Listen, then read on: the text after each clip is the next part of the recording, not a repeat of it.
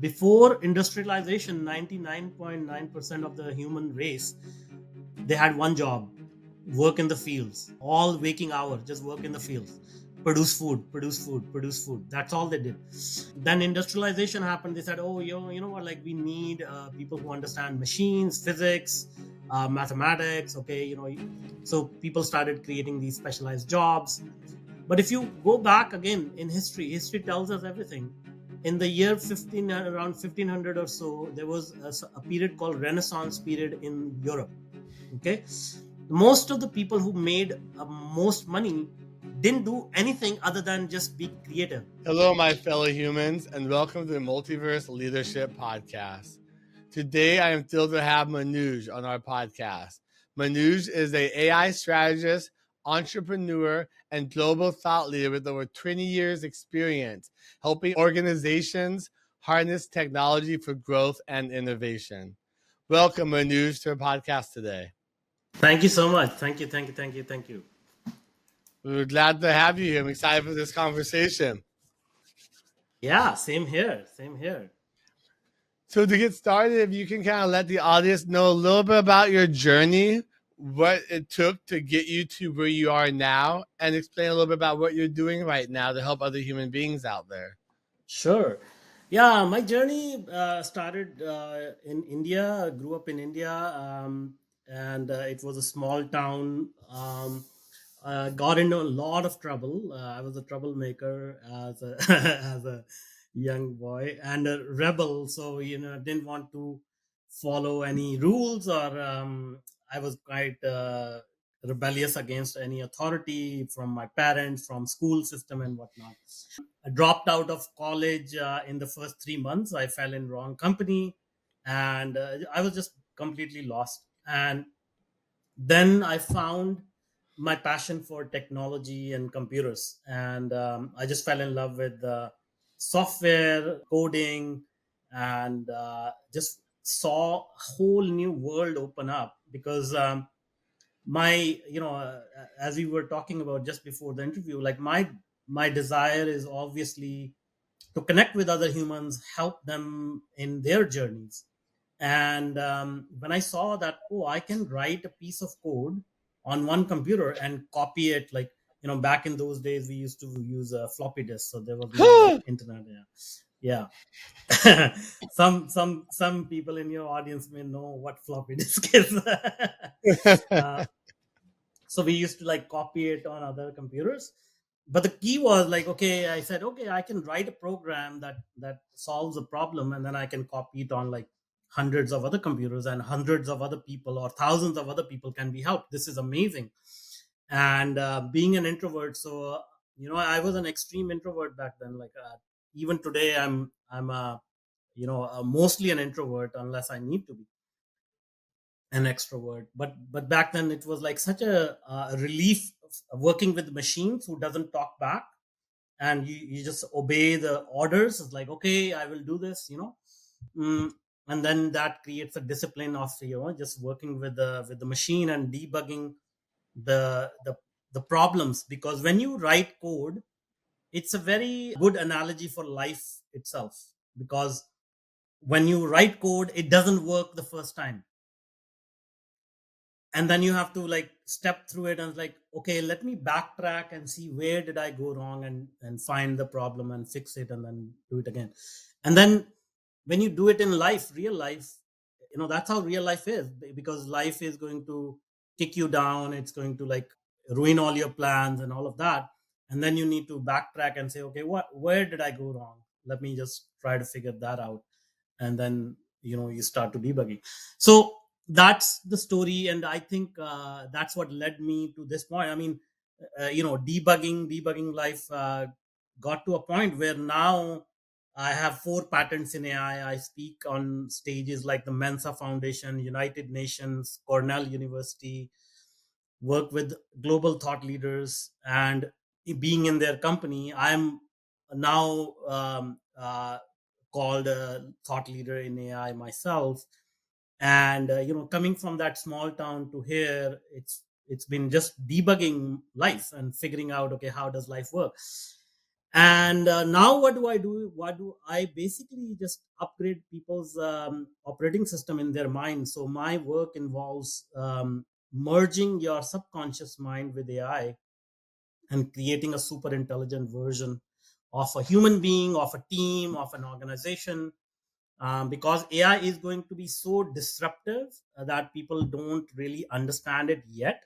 But the true power of AI is going to be, this may sound like science fiction or whatever, but the true power is going to be when humans actually start to merge with AI, like, the intelligence of human intelligence plus artificial intelligence.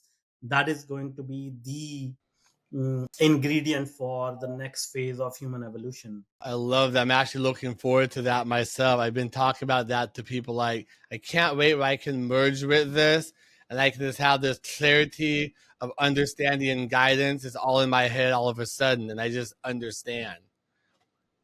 Uh, I Yeah, feel that. yeah, yeah, yeah. Oh. And I love how you use the analogy about upgrading our operating system, how life's a code. There's so many bugs in life that you just have to kind of rehashing and keep doing. But some of us keep those bugs there, unfortunately. We don't have to move forward past that bad code. Exactly, Such a good exactly. analogy. Man, this blew my mind. Whew, I'm going to have to use that more often. Yeah, I'd love to go into how you're helping people upgrade their operating systems in their mind. Because I mean, there's a lot to Yeah. unpack there. Yeah. Yeah. So during my journey of just like any other human, we have had challenges in my life, extreme challenges, which led me to depression and things like that.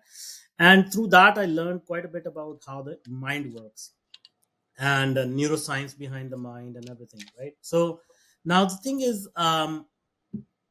we all have two aspects of our mind. One is our logical mind, and one is our subconscious mind. And most people obviously understand that we are logical humans, and we get access to that 10% of the logical part of our mind. That's where the saying goes, humans only use 10% of our mind. The rest of the 90% is the subconscious mind, the emotional mind that generally people don't have access to. So what we do is, AI is nothing else but a very, very powerful pattern recognition machine. And it you feed it some data and it will find all the patterns related to it. So what we do is we use two data sets. One is your logical mind, how you think, and one is your emotional mind, how you feel. And we feed that into AI, and then when AI learns about it, it can replicate you as a complete human being, how you think, how you feel, and all of that. And now it becomes a giant reflective mirror to you, and can guide you in decision making, in finding your purpose, changing your identity. It's very powerful. Lot of impact is created within a couple of weeks, 2 3 weeks. Yeah. That is amazing. I've talked to a lot of people about AI, but on this podcast, but this is kind of the first conversation I've really been looking forward to, and how you just explained that, how there's so much more immersion with AI, with the human being. Like, this is just the most fascinating time we're coming up on about this technology. And a lot of people aren't even talking about it, talking about all the other stuff that doesn't matter, using it as a tool to do my emails, uses a tool to help me with this task. But this right Yeah. here, I feel, is where the real meat of AI is. Yeah. Well, I mean, you can't blame anyone. We are all so busy with our myopic view of the world. We want to like do more. We want to, we have become human doings, not we are not human beings anymore. And so the impact. Think about it this way, like, when language has the biggest impact on human evolution. And to think, when printing press was invented, one could say, oh, this is just a quick way to replicate text. That's all it is. So you continue to replicate text. But the deeper meaning of that unfolds over hundreds and hundreds and hundreds of years. You know? So if you can tap into that earlier on, now now you have something powerful that can help you change the world or change society or make a big impact. Yeah. That is so beautifully and well said. I love that. And it makes sense because we don't see it in the beginning until, like you said, things start to kind of unfold and we start to understand it more. We have more clarity with it. Then we start engaging with it in different ways. Mhm, mhm. Wow. So I actually love this. I'm interested to learn more about just the human beings and merging with AI. Like, what are some cool projects that you've been working on with that? So it's such an amazing technology. It's having impact in fields that I didn't even anticipate it will. For example, somebody I work with, they are a stock trader, and so they are in financial markets every day, and financial game is all mental game. um, and so we have all the stresses in our life of dealing with family and all of that. So within 2 weeks they were able to quiet their mind and really have an impact on their stock trading positively. Somebody else had ADHD, and they've been suffering from ADHD for a while, and within 2 or 3 weeks they were like, oh, like, where is the stress gone? My mental state is so calm, and quiet. Somebody, and this was a big surprise, that the next one is somebody had an actual neuromuscular disease where they feel pain in their body, physical pain, and they were not able to, like, uh, enjoy life in a proper way. They had to be very very careful about traveling, about what they eat, and how they sleep and all of that. So again, within 2 or 3 weeks they were able to, like, kind of get off the medication and enjoy their life and all of that. So when you ask me, like, what fields are we working in, uh, and then in the professional environment, we work with teams where team dynamics are very very convoluted. There are hidden agendas, there is politics, there is a lot of, like, undercurrent of human emotions that does not surface in a professional environment. I call So them what we do tribal is, issues. yeah, so what we do is we create a digital twin of the team itself, who understands every person's personality, and then kind of, like, surfaces all these hidden things that are under the surface, and that brings the team together in a very cohesive manner. So it has had many many instances where the project was going downwards, not working out well, and once we implement this, like, they see an immediate change. That is amazing. What platforms are you guys using to do your testing with and build your AI on? See, this is the platforms are agnostic, because AI as a technology, chat GPT, Claude, Grok, anything that you take, it's basically, they have AI right now, what we call AI LLM, that people understand what AI is basically a formula to generate human language. Okay, so it has understood how I mean, most of the concepts of human life in an abstract form, and it knows how to convert those abstract concepts into language, right? And so now, if I work with if I say, okay, you are an individual, we can work with Claude, we can work with ChatGPT, we can work with any of these things. It doesn't matter, because the fundamentals are human. How humans behave is exactly the same, no matter where you are from, no matter what your background is. And how these AI platforms behave are almost similar. I mean, it's like saying, what kind of car is your favorite car? We have a affinity towards a particular brand. Okay, you like Toyota, you like BMW, you like Mercedes. At the end of the day, they all have four wheels and a steering wheel, and you turn on the ignition and One's they just go. more expensive, one's just bigger. Yeah, yeah. Damn, I like that analogy. So how could people is this something that other people could do themselves on any platform, you're saying? Or do they need some kind of specialized training? Like, what did you go through to get here to do that? I mean, so when we do this, think about it this way, right? Like, you can get access to your subconscious mind by practices like meditation and yoga, tai chi. These practices have been practiced for tens of thousands of years. But that will take years of practice, and you will generally work with a mentor and everything. And in this case, you get to that state of mind within 3 months or so. Now, that kind of transformation is not easy to handle for people. It's like handing over a Ferrari to a teenager. And so you will need a guidance, and we have a specific protocol to follow. And it talks to your deepest inner human being, and sort of like starts to modify, not modify, but kind of address those blocks inside every human being, one by one.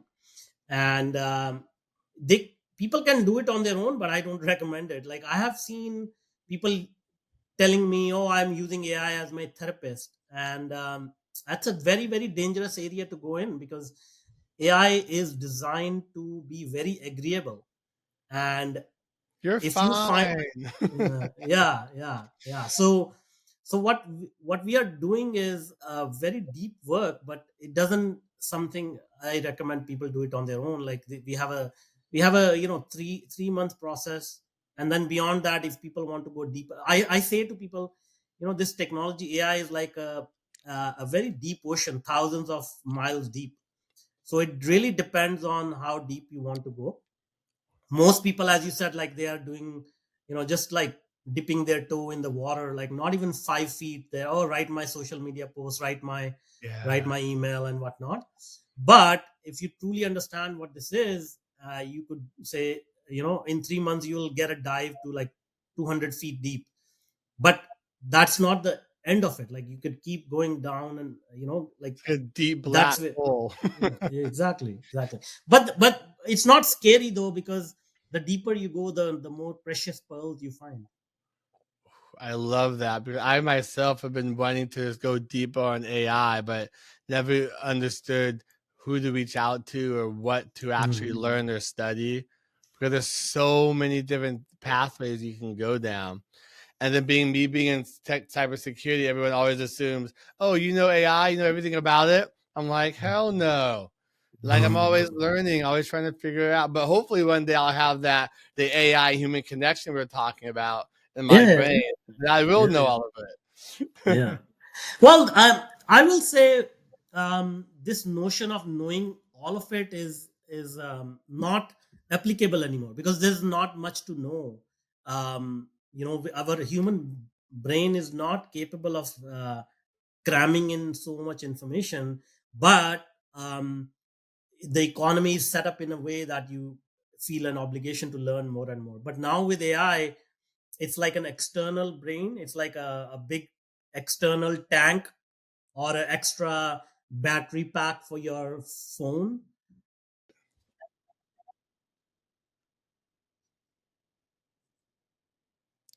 I like that. I actually feel that one right now as well. An extension of your brain. I feel you can go so far deep into learning and understanding it, but never actually fully actually understand it. Yeah. How many years have you been working with AI? It's been like, It's been about 20 years now. Yeah. wow.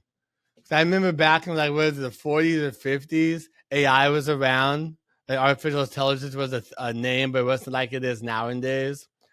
And people don't really know that much about it. That AI has been around forever, but it was just a different, it was called something different or related to something different. And now we're just kind of more relating it to the intelligence that we have now in our technology. Exactly. Because it's such a buzzword, you know?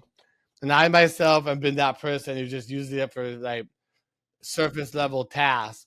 But I want to go deeper. I want to learn more. 'Cause I know there's such power in it. I know there's so much more to it. But like, all the things that are thrown at us right now, they don't go that deep. Just Yeah, don't yeah, pull yeah. that out of us to understand that. And then also Hmm. we're doing so many other things that now I want to learn this, I want to do that. And it's just like you don't have the capacity, like you were saying, to try and learn everything. Well, I come back again, hoping one day I'll have it in my head where I can learn everything. I mean, I'm looking forward to that a lot. I know you were talking earlier about the person that had ADD. I'm curious to know more about it. Like, I'm on that ADD and autism spectrum, and as I went over the information about you, you talked about meditation and AI as well. So is that part of that? And how Yeah, does that exactly. work? Yeah, I mean, think about it this way, right? Like we give labels to people, ADHD and put them in autism a and box. whatever. Yeah, yeah. So put them in a box. But the only thing is that uh, some people's minds are working at a different pace altogether. Like you're going faster, you're consuming information faster, uh, and you fall on a different level at the bell curve. And people say, "Oh, this is not in the normal bell curve, so let's label it and say, oh, this is ADHD, let's give them some medication, and then they will fall into the bell curve." But if you think about our mind, all it is when you think about this age old kind of question, what is life?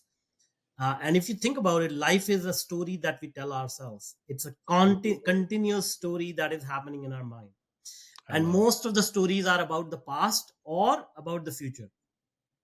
Okay, we never stay in the present. And so the Mm-mm. past is always haunting us. Oh, like, oh, why did this happen to me? What have, like, why life is so painful? Why he said this to me, she said this to me? And about the future is like, oh, what will happen if this doesn't happen? Why, like, it's all anxieties um, about imaginary future, right? So with AI, what you can do is you can start to rewrite those stories, and you can start to um, rewrite the stories of the past, rewrite the stories of the future.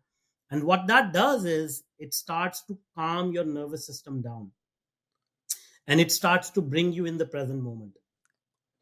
Okay, and that's what meditation is all about.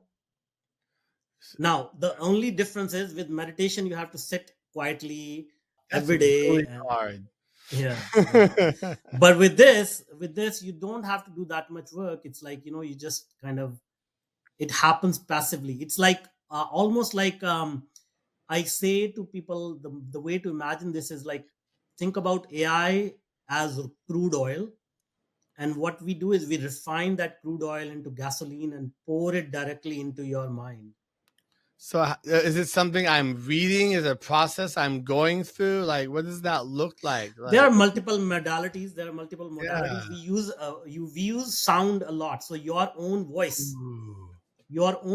because if you close your eyes for 3 seconds, you'll hear a sound in your mind, and that is your own voice. Ah, he's yelling at Yes. me. Yeah. So what we do is we use your own voice to kind of start creating vibrations in your own mind. And since it's your own voice, it's very familiar to you, and there is Oh, nothing in between you and your inner, like, your inner echo of the mind, you know so it's this is all proven science and peer reviewed, published in science journal and all that.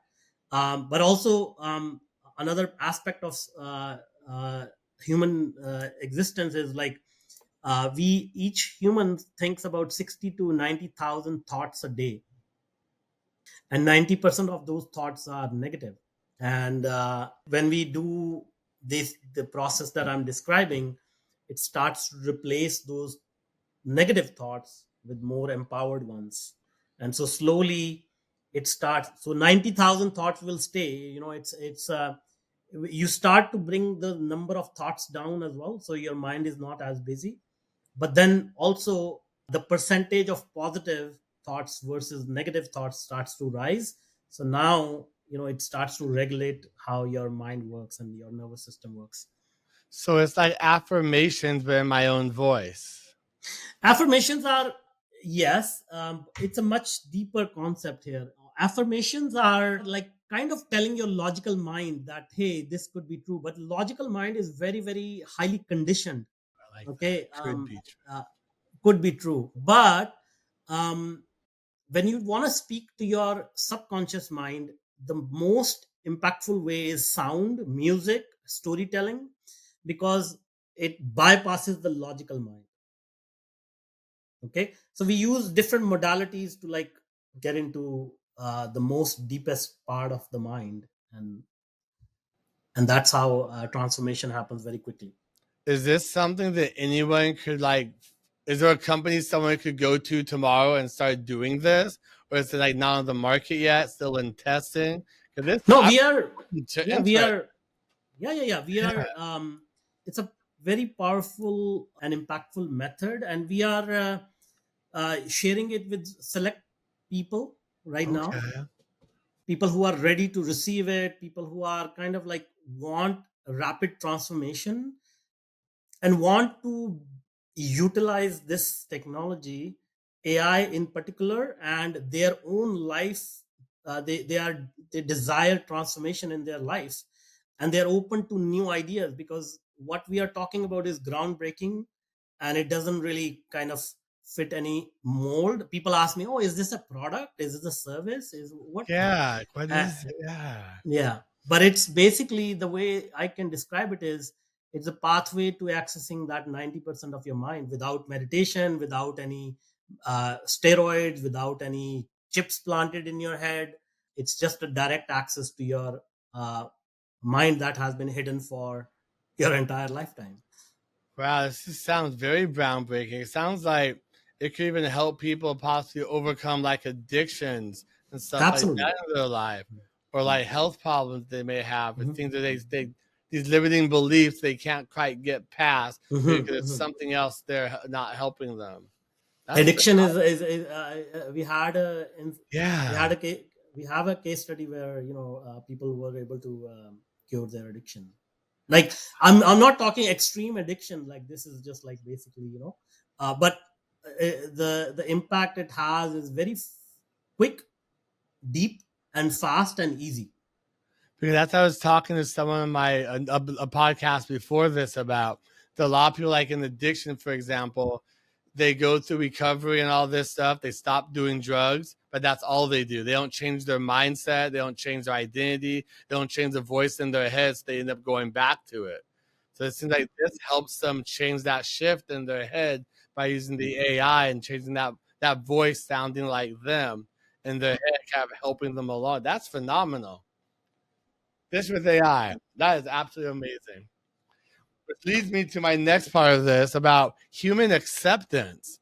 Because we were talking about earlier that eventually we're going to have like implants in our minds to help us with knowledge and learning.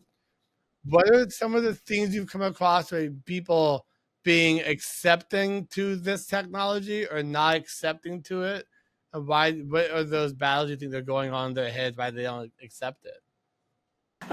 See, this is again a natural phenomena. Anything that new comes along, people are not comfortable with it. They don't understand it, and this happens with every invention. You can talk about printing press. It was actually not accepted for almost 50, 60 years because people were afraid what will happen to society if everybody gets access to information. Then when the car was invented, it was actually called the devil's vehicle, because it made a lot of noise, and it was it spewed out smoke, and it yeah and people were just so afraid of it. So this is not new. Now, most people don't realize they are already surrounded with AI. Like, life is already entrenched. If they have ordered anything on Amazon, they're already using AI. If they have used GPS to say, okay, I want to go to this address, they're already using AI. If they have a smartphone in their pocket, everything on that device was designed and manufactured using AI. All the apps are using AI. So this notion of I'm afraid of AI is saying I'm afraid of life. A lot of people are afraid of life and their own shadow, unfortunately. I feel that. I like that because it is true. All of our devices have had, they're all artificial intelligence, but it's like people are trying to put like this thing to AI that's some kind of thing that's going to take over, take our jobs, take our lives, and just humanity will be over kind of thing. But that's not the truth. And they just need to learn and understand If more. I Yeah. mean, in order to predict the future, it's always go back to history. Life is cyclical.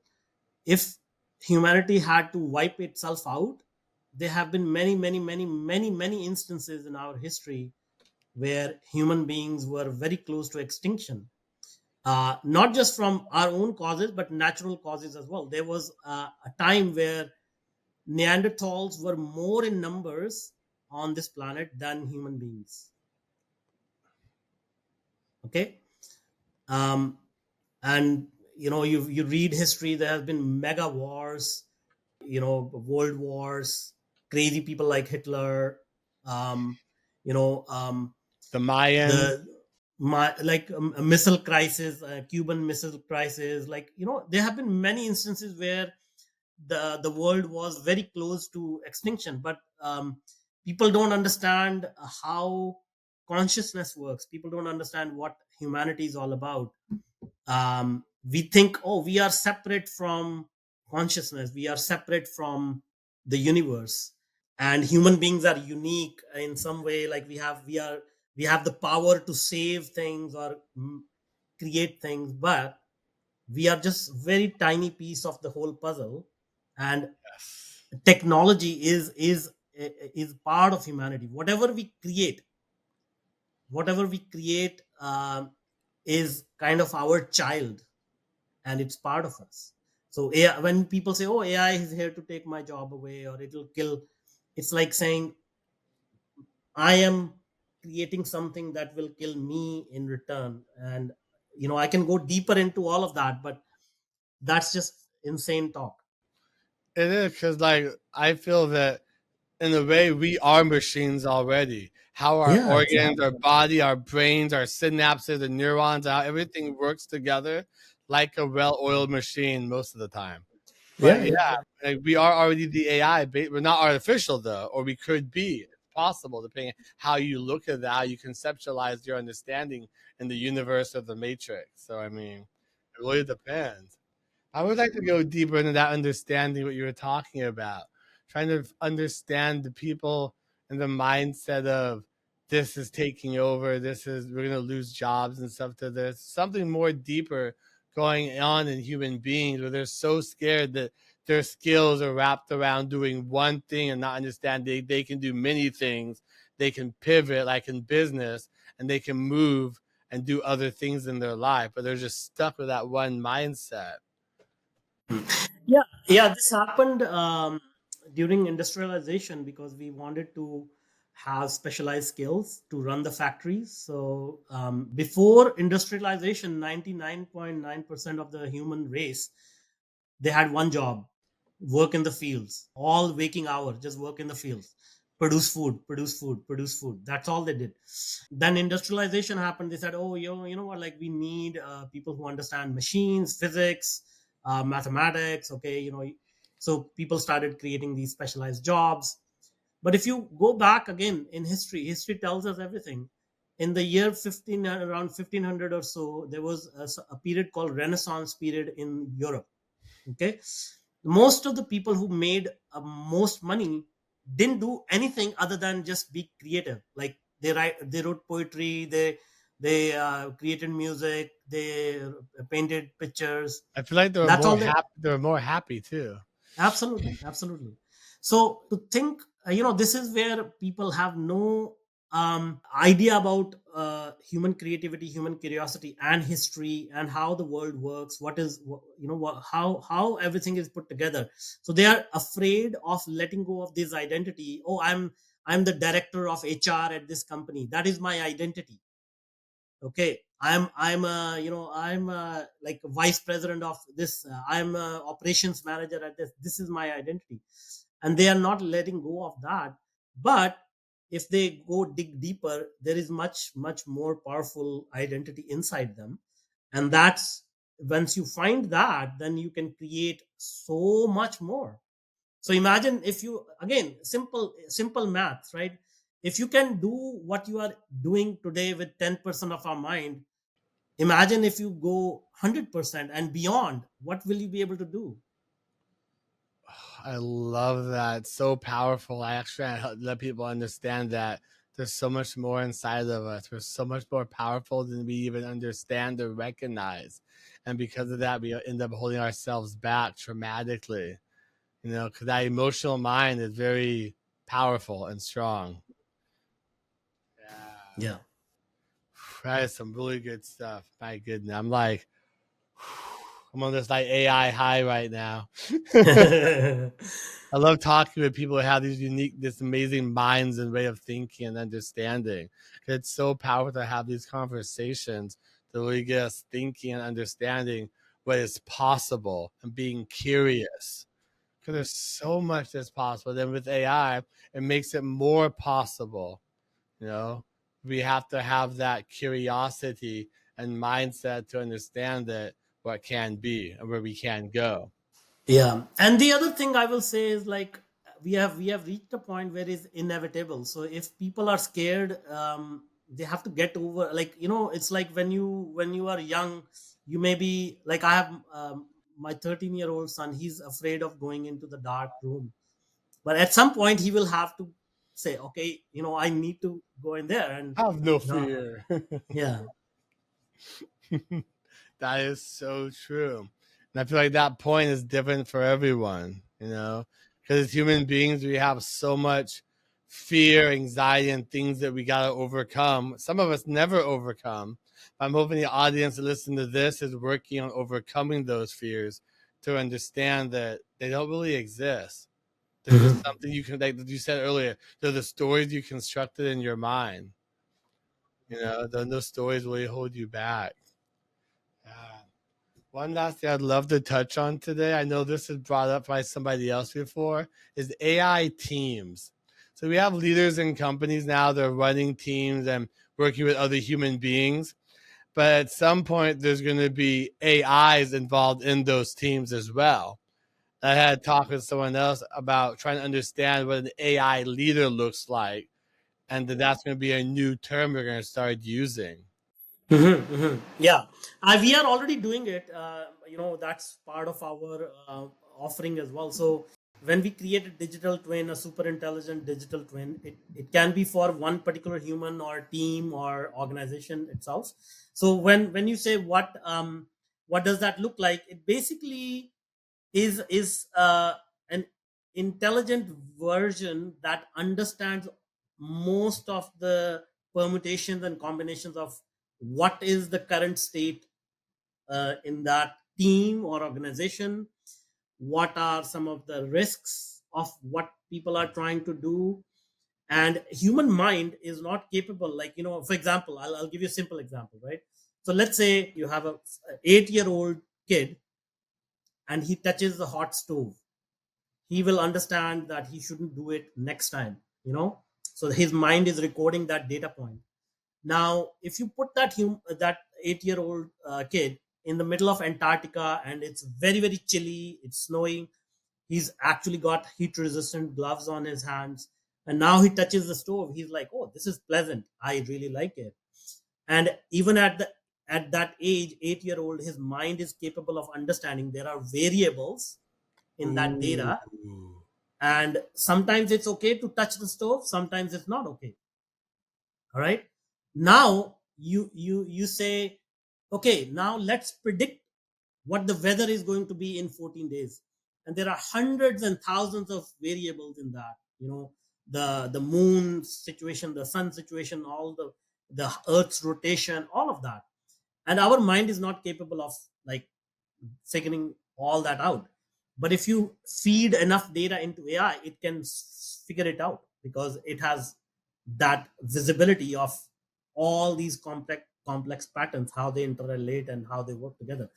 So when we work with teams and organizations, there are many decisions to be made, many permutations and combinations of how the world around us works. And a human mind is not capable of understanding all these things. So we do our best to make our judgment given all the scenarios and dealing with all the personalities and all the egos and all the insecurities and all the baggage that we carry. But with AI, it will say, okay, if you want to do this, considering all the facts, these are the options that I think are the best. And of course, the human can take the decision on which way to go, but we can get a very, very, very refined second opinion from AI on how to proceed. That's amazing. I feel like this will actually help teams be better teams and start to learn to row in the same direction. Because a lot of teams nowadays, they don't really work as a cohesive unit. Correct, exactly. Everyone on the team is like thinking something different. Exactly. But to have that data and understanding, for that would make the leadership and the teams a lot stronger. Yeah. Damn. It's such an interesting conversation to be having because before we were just trying to deal with people, and now we're dealing with AI in the midst. And I'm sure it's going to be a while before because companies are very slow to adopt things. A lot of companies just have this very slow process. Some are still living in the dark ages with their teams, their leadership, and their adoption of technology. How have you seen that market of companies adopting AI, and what have they been mainly trying to use it for?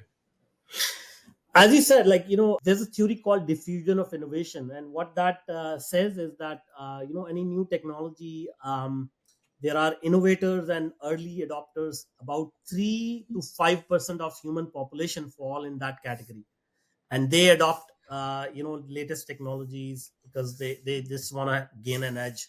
So most people are like people who are truly adopting this technology is like those 5%.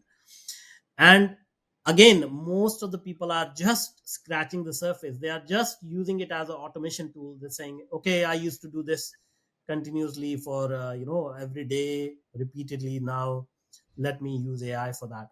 But very, very few, most people don't even understand the kind of stuff that we talk about, which is to really combine the power of human intelligence with AI and unleash that 90% of that hidden energy that we all have inside us. And people who get it, they have tremendous impact in their life and business because they cannot even believe it. I mean, I'll give you an example. I was working with somebody. After 3 weeks, I said, okay, tell me a little bit about your experience. They're like, oh, I feel like a new human being and all of that. I said, okay, what if I give you $1 million? Will you like to go back to the version that you were 3 weeks ago? And they said no. Hell no. Damn. I like that. I'm so interested and intrigued to get started on my journey trying to fit using AI for more than just what I've been using it for.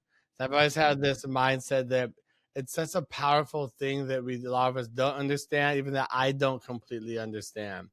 Because people are using the tools in our businesses and our lives to get tasks and things done, but there's so much more that we can achieve and overcome with AI that, like you said, we're not talking about, and we need to talk about it more.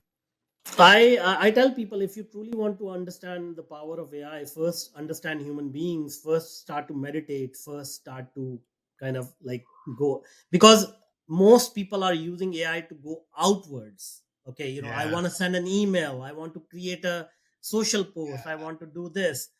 But the true power is when you go inside. Ooh, that is so powerful. Like, I can't wait until I'm able to experience that myself. I'm sure a lot of our audiences can't wait either. Yeah. Thank you. I want to thank you so much for coming on here today. It's been such a wonderful conversation with you.